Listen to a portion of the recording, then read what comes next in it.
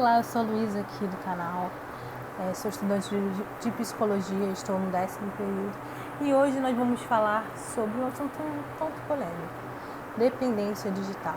Você sabe o que é dependência digital? Já ouviu falar nisso? Você é daquelas pessoas que vivem conectadas na internet?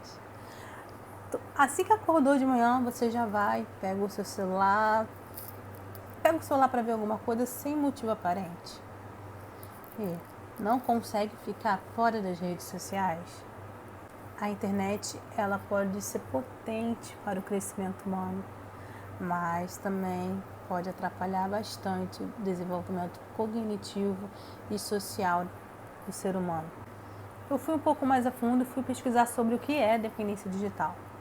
E aí eu encontrei um artigo de 2016 com o título Dependência Digital, Processos Cognitivos e Diagnóstico.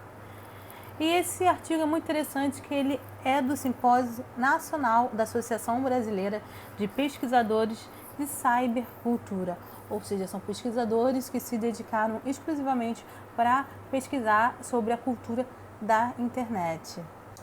Esse artigo fala que o uso contínuo, o uso repetitivo e sem qualidade pode trazer prejuízo funcional nas pessoas. Então, o que seria o prejuízo funcional? Seria um prejuízo na cognição das pessoas, um prejuízo na atenção, na memória, na linguagem, na percepção, no pensamento e nas emoções. O uso abusivo das tecnologias também pode causar a perda da interação social, ou seja, a pessoa ela começa a se interagir menos com os outros. Ela passa a perder o desenvolvimento da linguagem, o desenvolvimento da fala e a capacidade de comunicar com os outros face a face. Então, o que seria dependência pelo uso excessivo do celular? Quando a pessoa não consegue controlar o desejo de estar na rede social, de estar conectada, isso já pode ser um sinal para se prestar atenção nesse comportamento. A pessoa ela não consegue ficar sem estar conectada. E aí, quando ela não está conectada, ela começa a se sentir desconfortável e também tem um sentimento de culpa por não estar presente, não estar acompanhando as redes sociais. Muitas pessoas usam isso porque também elas têm dificuldade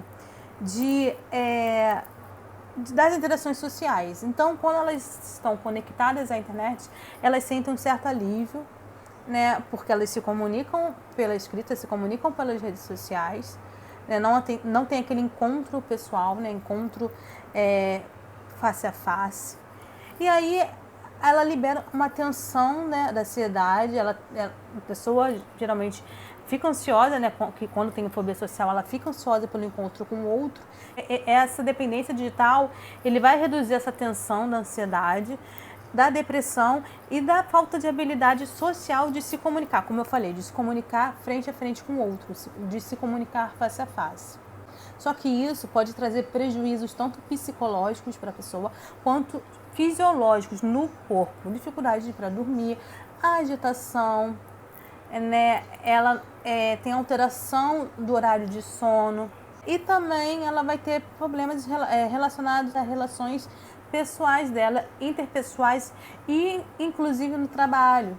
Porque, ora, se ela não consegue desenvolver a sua linguagem, desenvolver a sua percepção, desenvolver a sua interação social, ela com certeza vai ter mais prejuízos na hora de fazer novas conexões, né? Vamos dizer, um networking, interagir socialmente, trabalhar em grupo. Então, existem vários prejuízos que a gente pode falar da dependência digital. Já existe um nome para esse diagnóstico, né? E o nome que se dá é transtorno de dependência digital. Então, as duas principais características desse transtorno é falta de habilidade social e ansiedade. São os principais sinais que chamam a atenção desse transtorno. O que seria a falta de habilidade social? A falta de habilidade social é quando a pessoa ela não consegue se comunicar face a face com outra pessoa. Ela vai ter problema na verbalização e também na diminuição da capacidade de reconhecer emoções, principalmente emoções presentes na linguagem não verbal. Isso pode levar a uma menor habilidade de interação e maior dificuldade para se estabelecer vínculo nas suas relações pessoais. Já a ansiedade seria uma preocupação excessiva e constante, onde a pessoa ela acaba se sentindo prejudicada nas suas relações quando ela não está conectada, né? Por não estar acompanhando as notícias, por não estar acompanhando o que está acontecendo nas redes sociais. Então a pessoa pode ficar apreensiva, nervosa, com medo constante, medo de perder alguma informação, né? Medo de perder alguma coisa. E aí a ansiedade ela vai ter também alterações no corpo. Então ela vai ter uma agitação do próprio corpo, a gente chama de agitação motora. A pessoa vai ficar muito irritada, com tensão muscular.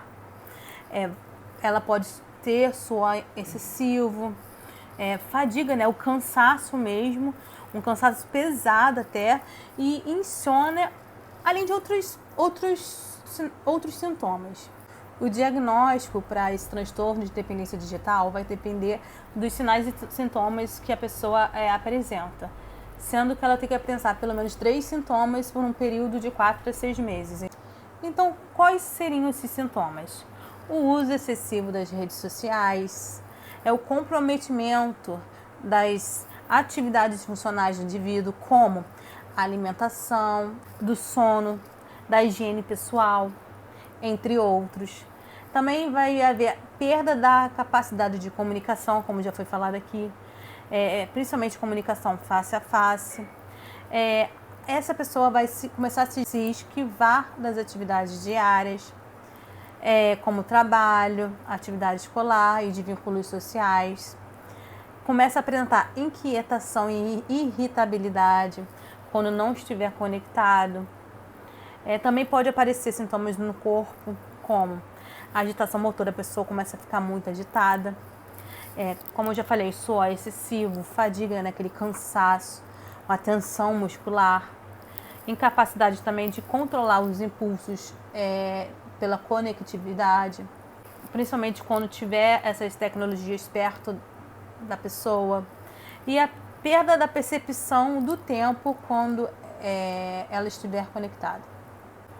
O artigo vai falar também que se a pessoa tiver outros comprometimentos na saúde mental, ela pode apresentar esse quadro de dependência digital. Quais seriam esses outros transtornos mentais, né? O transtorno afetivo bipolar, a depressão, a fobia social, ansiedade generalizada, compulsão, entre outros transtornos de saúde mental. Se a pessoa já apresenta esses transtornos, o quadro de transtorno de dependência digital pode vir a acontecer com maior probabilidade. Então, essas pessoas têm maior probabilidade de terem transtorno de dependência digital. E qual seria o tratamento? Sim, então a primeira notícia é que há tratamento para o transtorno de dependência digital. Esse tratamento vai acontecer com um acompanhamento psicológico, primeiramente. E aí também vai acontecer a promoção da reestruturação cognitiva do sujeito e a reeducação do uso e do manejo das tecnologias digitais. Ou seja, primeiro a gente vai trabalhar toda a estrutura cognitiva, atenção, memória, linguagem, percepção, toda a questão cognitiva do sujeito, porque ele teve uma perda funcional aí, então ele precisa dessa reestruturação.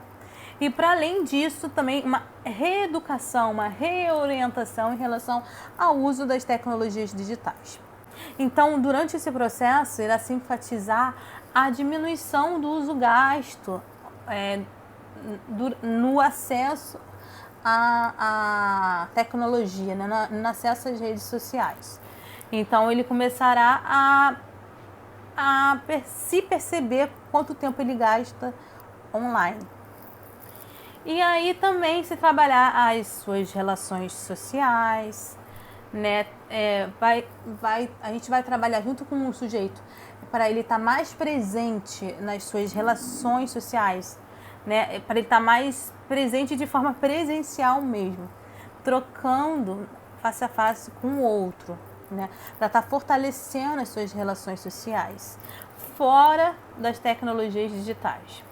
Se você acha que está apresentando esses sintomas, ou tem um filho, filha, mãe, né, que estão com esses sintomas, conhece alguém, procure um psicólogo, um psiquiatra, que eles vão poder te orientar melhor. Lembrando que estar conectado não vai definir quem você é. A nossa construção como pessoa se dá pelas nossas escolhas. Nós somos produtores da nossa própria existência, dando significado a ela. Ou seja, nós escolhemos o caminho que nós queremos traçar, né? Se nós vamos fazer bom uso da internet ou não.